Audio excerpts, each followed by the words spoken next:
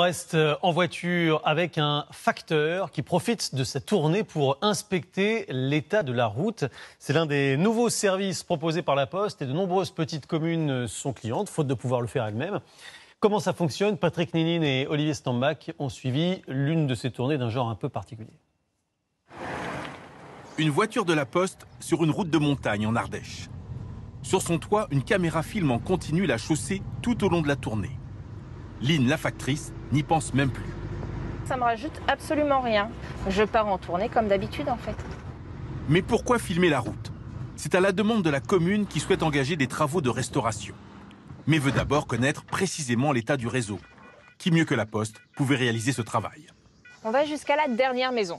Donc on va jusqu'au dernier kilomètre. On va dire que vous avez aussi bien de la route goudronnée que du gravier, que de la route vraiment abîmée par les intempéries. De retour au centre, les vidéos sont récupérées.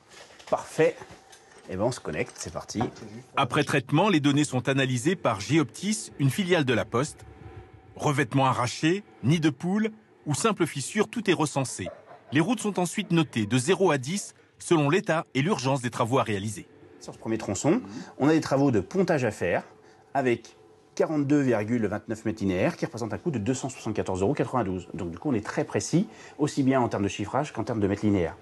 La Poste compte à ce jour 350 clients dans toute la France, des communes de toute taille, comme le village de Marennes, dans le Rhône, qui, suite à l'étude, a décidé d'engager des travaux. Ici, c'est pour colmater des fissures avant qu'elles ne se creusent. Un exemple de fissures qui ne sont pas traitées. Et une fois traitées, avec le liant et le granulat, on vient combler cette fissure pour imperméabiliser. Pour éviter quoi? La pénétration de l'eau dans la structure de chaussée, les risques de gel, dégel.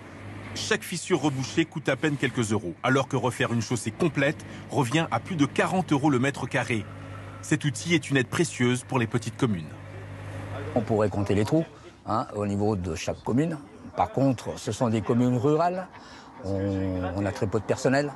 Et c'est très chronophage. Ça permet d'optimiser le coût de revient de l'entretien de la voirie. Bien sûr, la commune est libre d'engager ou non ses travaux. Ce nouveau service de la Poste est facturé un peu moins de 4 000 € sur 3 ans.